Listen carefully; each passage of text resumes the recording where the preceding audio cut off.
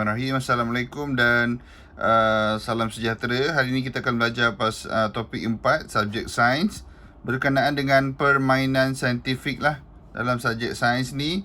So yang pertama, kepentingan permainan saintifik ni daripada Froebel. Froebel ni ahli falsafah kan, saya sahabat dah kenal lah. Merasakan bermain adalah aktiviti paling suci dan spiritual dari manusia.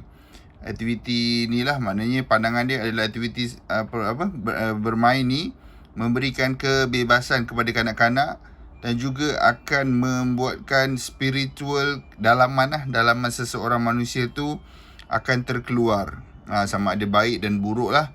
Dan pandangan Vygotsky pula juga percaya permainan adalah simbolik mendorong kepada perkembangan kognitif. Maknanya dari segi permainan tu dapat membantu perkembangan pemikiran seseorang kanak-kanak, bukan hanya pemikiran, dari segi sosial juga dan juga emosi. Okay, so seterusnya, karya ahli teori tersebut relevan dengan sains kerana menghubungkan prinsip utama pembelajaran sains, iaitu ada 1, 2, 3, 4, 5, 6. Ada 6 kesemuanya.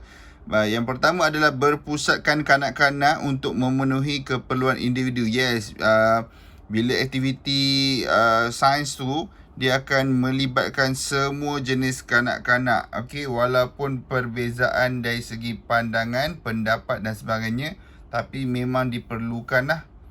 Okay, untuk kita dedahkan kepada kanak-kanak tentang subjek sains ni. So seterusnya, praktikal dan penerokaan. Maknanya dia bukan hanya melihat, dia pun buat sekali benda tu untuk dirasai pengalaman lah. Contoh macam yang tanam tanam biji kacang hijau tu kan, yang lepas tu jadi tauge tu. Itu pun kanak-kanak akan rasa something yang macam ajaib lah. Tangan dia tanam kan, dia sendiri buat, dia sendiri ni. Dan boleh masak ke tak boleh masak. Dan ada cikgu kena tahu cara yang betul lah, from A to Z. So sekiranya macam yang tanam kacang hijau tu, kebiasaannya tak jadi tau, disebabkan kita tak letak dalam tempat yang gelap. So kan dia akan jadi macam lalang tu, dia akan jadi warna hijau, dia tak jadi warna putih. Disebabkan kadar percayaan tu ada. So benda kacang hijau tu tak jadi warna putih lah. Okay, dia tak jadi tauge putih, dia macam lalang tu. Okay, make sure cikgu sebelum nak buat apa-apa aktiviti, make sure awak tahu apa yang awak buat. Dan hasil ni pun seperti apa yang awak cakapkan lah. Ini awak cakap lain, jadi benda lain. So budak-budak nanti akan jadi tak percaya kat situ lah. So seterusnya, memotivasi untuk mengembangkan sikap saintifik. Yes, motivate kanak-kanak tu untuk buat tu kan, dengan cara yang follow the SOP lah, from step 1 until step 10 contohnya. Seterusnya, kreativiti dan mencabar untuk memahami konsep. Yes, betul.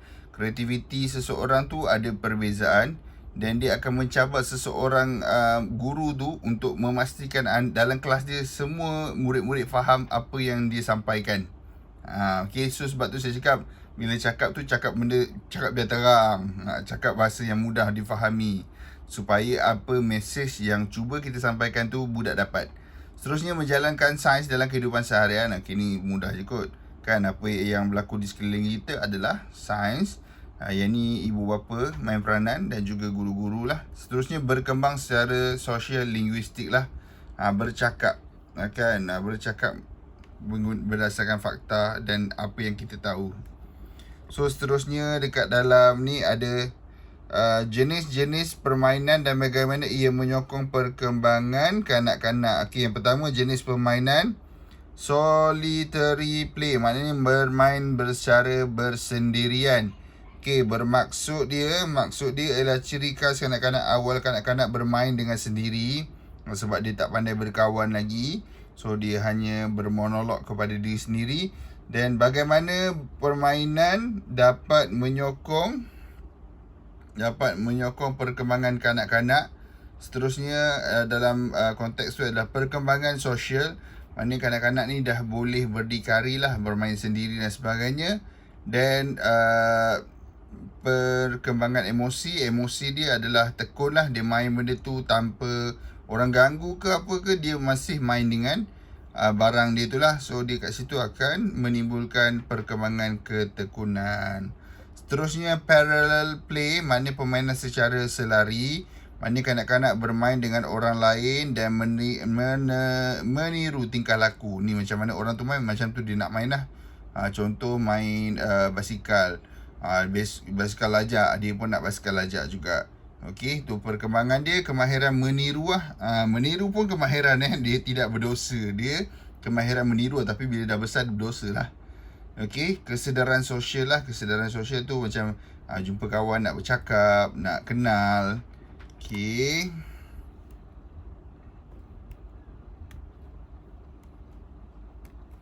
Okey, masih lagi dalam jenis permainan tu, sambungan dia adalah cooperative and collaborative play. Permainan kooperatif dan kolaborasi, maksud dia kanak-kanak bermain dan bekerjasama dengan orang lain. Kanak-kanak menunjukkan tujuan yang sama. Seronok nak capai target tu, nak menang. So kena main sama-sama, kena give and take dan sebagainya untuk capai kejayaan lah. So bagaimana permainan menyokong perkembangan kanak-kanak adalah kat dalam kooperatif dengan kolaboratif ni ada 3 poin yang ditekankan. Perkembangan sosial, maknanya dia nak bercakap dengan kawan-kawan yang baru tu. Perkembangan emosi, bertoleransi, dengar dulu kawan-kawan punya idea, hormat dia kan. And then perkembangan kognitif, pengetahuan lah, mungkin kawan-kawan tu sharing benda yang baik. So kat situ dapatlah kanak-kanak manfaat daripada aktiviti sosial dia. Seterusnya epistemic play, maknanya permainan epistemik, maknanya kanak-kanak membawa pengetahuan sedia ada dalam permainan. Contohnya perkembangan kognitif dan pengetahuan dan kefahaman melalui bahasa, maknanya apa yang kanak-kanak A ni tahu, so dia ajarkan kepada kanak-kanak B ni. Mungkin dia tahu disebabkan percampuran dia atau atau daripada ibu bapa dia lah. Macam ni kau, mak kita ajar buat kek macam ni tau, kek mak kita masak sedap, dia letak cheese, dia letak ni. So itu yang diajar oleh mak dan dia sampaikan kepada kawan-kawan dia lah. Yang itu adalah epistemic play. Okey, symbolic play. Symbolic play ni dia adalah kanak-kanak menggunakan objek dalam permainan secara tidak rancang. Kan dia tidak rancang benda tu. Dia main sebab je apa yang ada di sekeliling dia lah. So contohnya dia akan melibatkan perkembangan kreativiti, imajinasi, perkembangan kognitif dan perkembangan pengetahuan. Yang ni macam yang dulu tu lah, main masak-masak kan. Kau balik, kau pergi ambil tepung, aku pergi ambil minyak, kau pergi ambil kuali mak kau. Benda tu dia tak rancang ni. Dia memang tiba-tiba macam, jom lah kita buat cekodok. Pagi tadi aku tengok mak aku buat cekodok sedap lah. Balik pergi ambil lah. Kan tanpa kanak-kanak tu memikirkan akibatnya. Itu ada symbolic play lah. Sebab dia nampak dan dia nak cuba. Okay, seterusnya imaginative play, permainan berimajinasi. Kanak-kanak menggunakan imajinasi dalam permainan, membuat senario khayalan guna objek secara khayalan. Okey, dalam ni perkembangan apa yang dapat imajinasi lah. Contoh macam main kahwin-kahwin. Kan nanti aku dah besar nak kahwin lah, nak kahwin macam ni kan. Kau jadi aku punya pengapit, kau jadi aku punya pasangan sebelah. Contohnya kan, itu berimajinasi atau berkhayalan lah. Okey. So fantasy play, fantasy play ni seakan-akan lah. Seakan-akan yang tadi tu imajinasi. Yang ni fantasy play. Okey, kanak-kanak berlakon menjadi orang lain seperti watak fantasi atau haiwan. Aku sebuah kereta, aku seekor kura-kura. Kan, kau labi-labi, aku kura-kura. Tengok kita lawan siapa menang, contohnya lah. So apa perkembangan yang kanak-kanak akan dapat? Perkembangan kreativiti dia dari sudut imajinasi. Perkembangan kognitif dari sifat pengetahuan dan kefahaman seseorang kanak-kanak. Dan perkembangan sosial dan emosi, bermain bersama orang lain lah. Dapat kontrol emosi ke tak? Kan dia nak menang je kan. So emosi tak terkawal dan mengakibatkan pergaduhan, contohnya. Dan seterusnya adalah socio-dramatic role play. Main peranan socio-dramatik. Kanak-kanak menghidupkan semula cerita. Maknanya contoh jadi cerita hang tua. Kau jadi hang tua, aku jadi hang leki, kau dan sebagainya lah. Dia bagi tugas, Dia bagi karakter-karakter tu lah. So kat sini perkembangan kreativiti, maknanya dia kreatif. Macam cakap kalau nak jadi hantu kena macam ni, tak boleh pegang ni. Kan? Okay, so seterusnya perkembangan kognitif dan bahasa, kefahaman bahasa, gunakan bahasa-bahasa yang lama kan. Walaupun dia tengok cerita lama, tapi dia masih faham disebabkan cara penyampaian seseorang tu menarik dan mudah difahami. Sekejap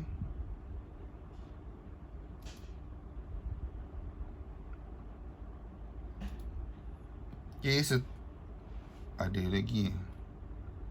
Sekejap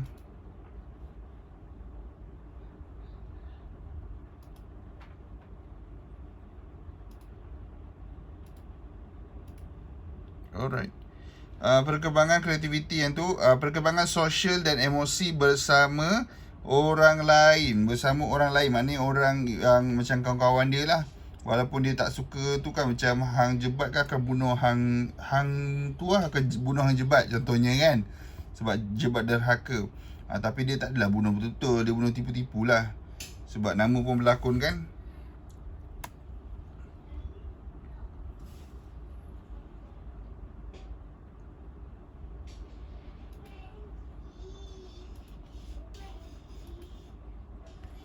Okay.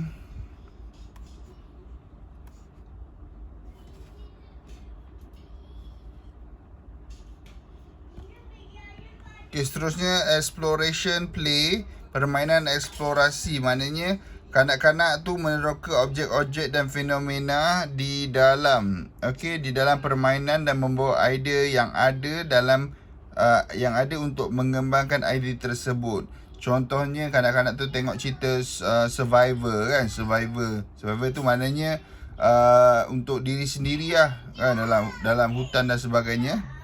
So dia cuba untuk survival kan lah, macam belajarkan hidup api, macam masak sendiri kan. Tapi yang tu ibu bapa kena pantau lah, maknanya kan terbakar rumah orang ke apa kan. Tapi dia mungkin memberi pengalaman yang menarik lah kepada budak-budak ni kan. Macam camping kan, parent boleh lah bawa pergi camping kan. Bawa pergi camping, kita ajar dia macam mana nak hidupkan api, macam mana nak masak kan. Macam mana nak urus diri. Seterusnya apa yang baik dia, perkembangan kognitif dan pengetahuan dan kefahaman bahasa. Maknanya dari segi pengetahuan lah, macam ni hidup api, macam ni kan, malam sejuk kan, lagi sejuk daripada aircon.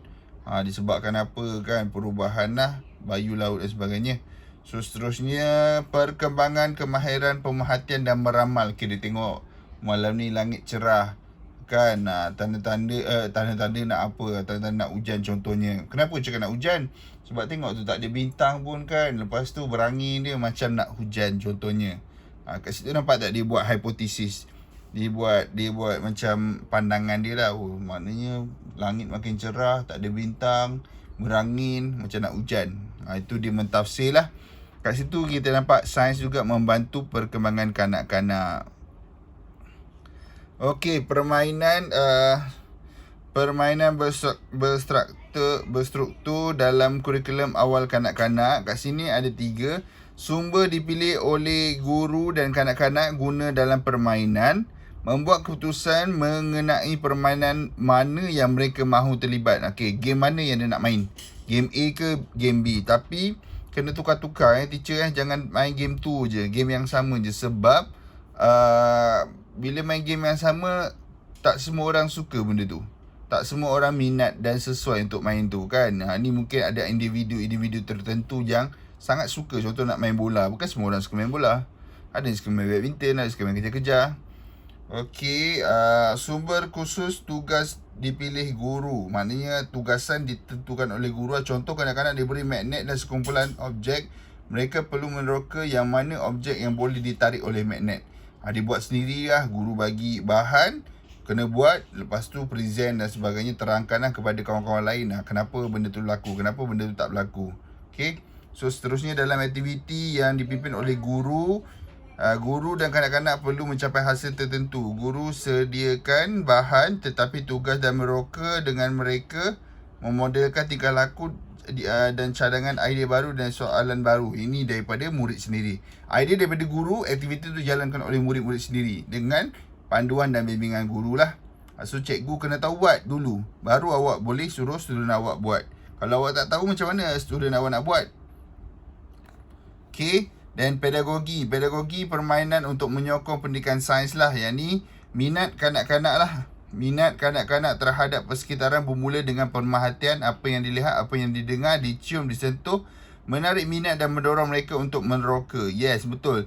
Kanak-kanak dia akan buat tau benda yang disuka kan, benda yang seronok, gelak-gelak, peluh-peluh kan. Yang ni lah. Disebabkan itulah kanak-kanak, dunia kanak-kanak. Dia tidak memikir panjang, dia hanya fokus kepada bermain. Dan hasil dia bermain pun dia dapat something lah, bukan dia main kosong. Seterusnya, dalam merancang permainan, guru perlu ada pemahaman tentang pengalaman sains sesuai untuk awal kanak-kanak, perkembangan dan pedagogi yang menyokong pembelajaran saintifik awal. Maknanya walaupun kanak-kanak tu main, dia pun dapat something. Dia dapat dari segi perkembangan lah, perkembangan minda, fizikal, sosial dan sebagainya. Seterusnya, interaksi sosial terutama melibatkan penerokaan berdasarkan pengetahuan, membolehkan kanak-kanak belajar bersama-sama rakan sebaya dan guru. Maknanya semua orang dapat belajar, semua orang dapat lesson dan pengalaman lah. Okay, semua terlibat dalam perkembangan kanak-kanak tu. Okay, so seterusnya kanak-kanak perlu diberi masa yang cukup untuk mengamati, meneroka dan membincangkan idea dengan orang lain sehingga pemahaman konsep tersebut dapat dikembangkan. Daripada ahli falsafah bernama Han tahun 1988. Maknanya kita kena bagi peluang semua. Diorang cuba, diorang buat dan sebagainya untuk kita dapatkan result di akhir pembelajaran tu. Okay, so itu